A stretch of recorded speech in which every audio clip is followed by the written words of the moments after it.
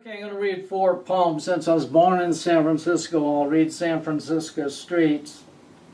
I've walked these streets like a crime photographer walks his beat, my eyes taking in her every movement.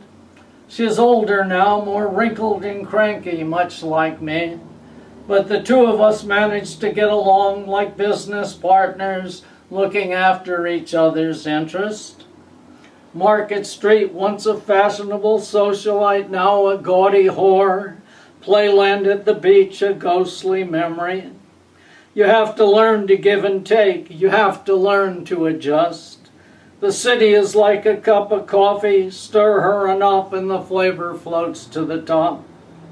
I have walked these streets all my life in good condition and broken down physique, knowing there is no city like her in the world. She is like a pair of empty shoes sitting under the bed with no feet big enough to fill them. She is like a squirrel running between the live wires of a utility pole.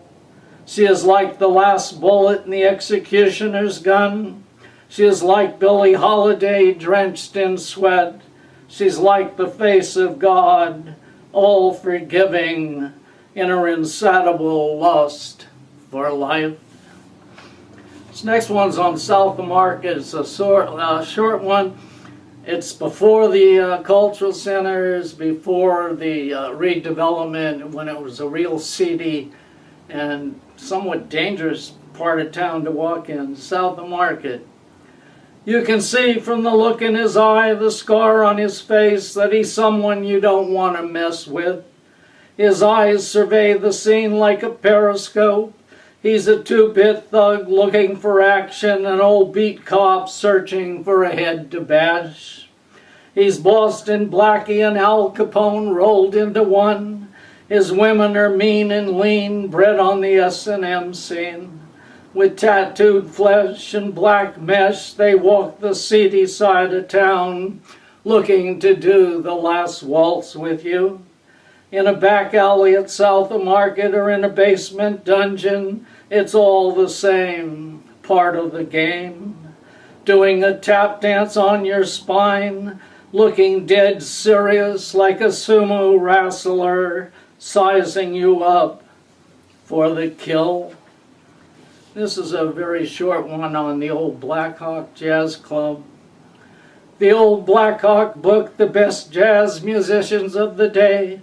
Getz, Miles Davis, Diz, just to name a few.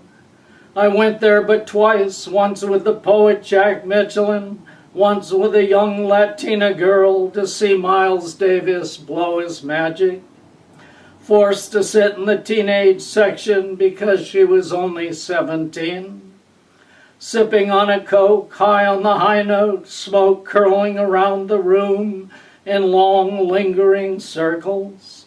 Smooth gin fizz, white hot lightning notes, my hand on warm thigh, feeling high, feeling cool, bebop rhythms dancing inside my soul.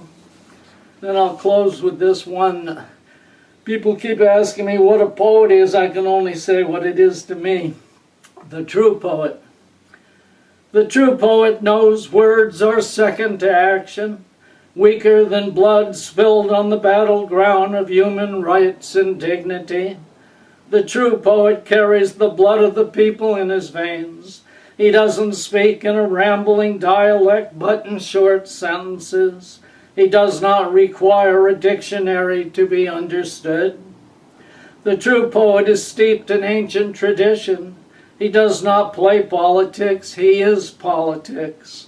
The poet is a tree with far-reaching branches. He is the crust on a loaf of bread. He is the dream within a dream. He is the mother giving a newborn baby the milk of life. He is the thunder in a storm, his words a bolt of lightning that lights up the sky. He does not beg applause or make love to the microphone. He carries humility like a mother holds her baby in a warm embrace. He lives on the edge, his eyes are his tongue is strength. He is a gardener planting seeds in mine gardens. He is the first ray of sun that breaks through the morning fog. His words walk the streets, run a marathon, sleep with him, make love to him.